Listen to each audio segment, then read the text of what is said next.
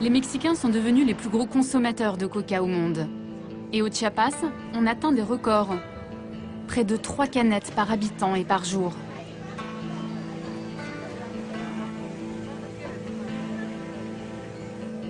Ce n'est pas ici que je vais commencer mon sevrage.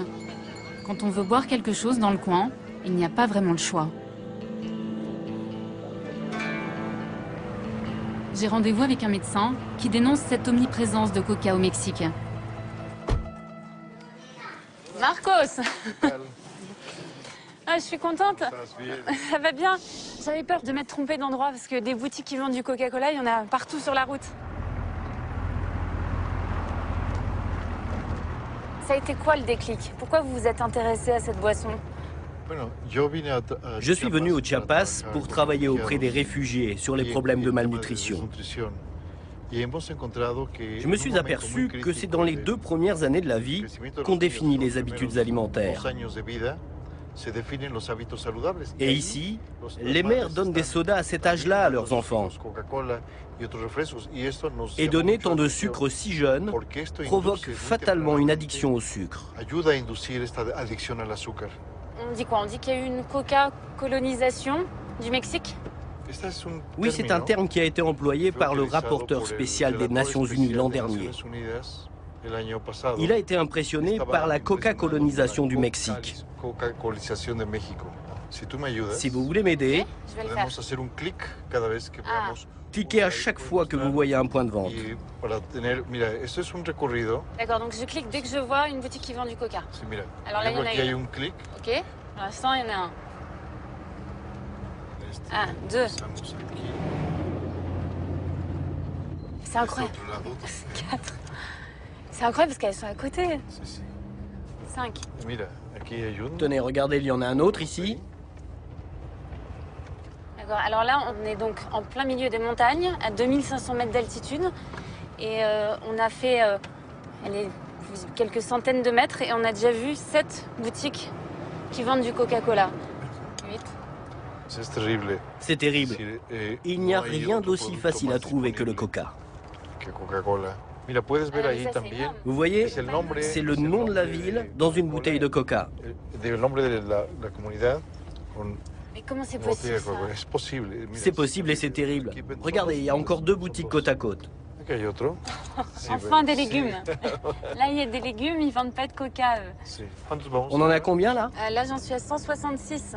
En 42 km. C'est incroyable. Un pays repeint en rouge et blanc. Le modèle économique parfait pour Coca-Cola.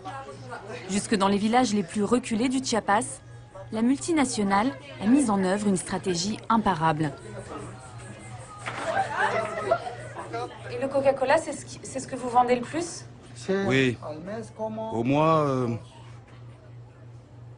j'en vends environ 8 caisses. Et 10 caisses quand il y a du monde. Au moins, hein.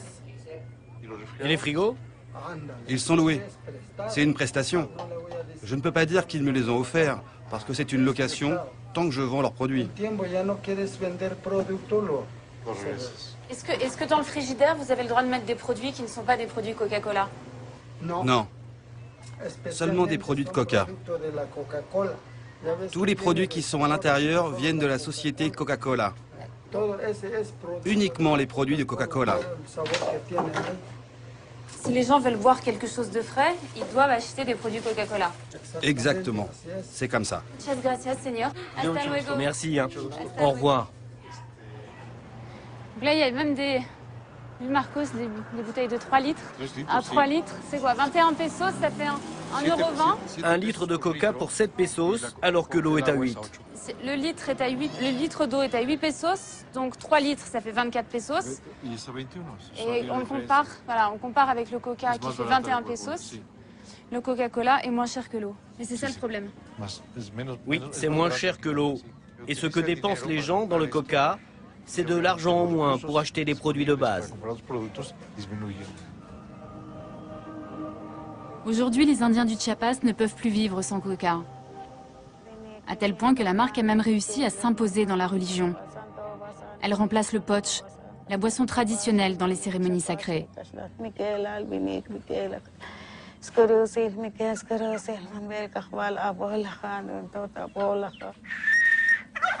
Dans cette famille, la prière du jour est dédiée au petit garçon qui a de la fièvre. Pour satisfaire les dieux, pas moins de 7 bouteilles de coca en offrande.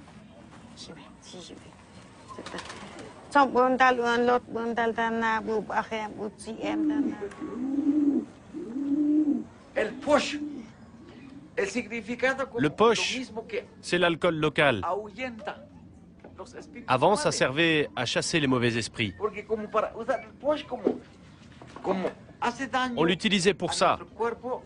On en faisait don pour notre corps, pour notre âme, pour notre esprit. Et maintenant, on y a rajouté le Coca-Cola.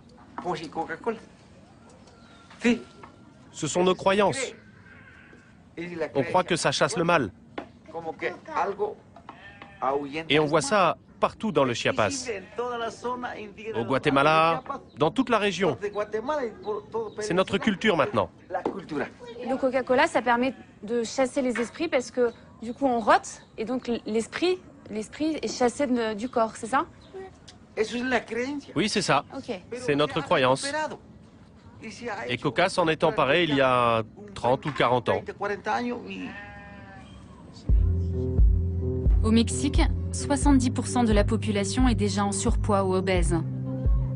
Selon l'Observatoire mexicain de la santé, en 2020, ce sera 100% de la population.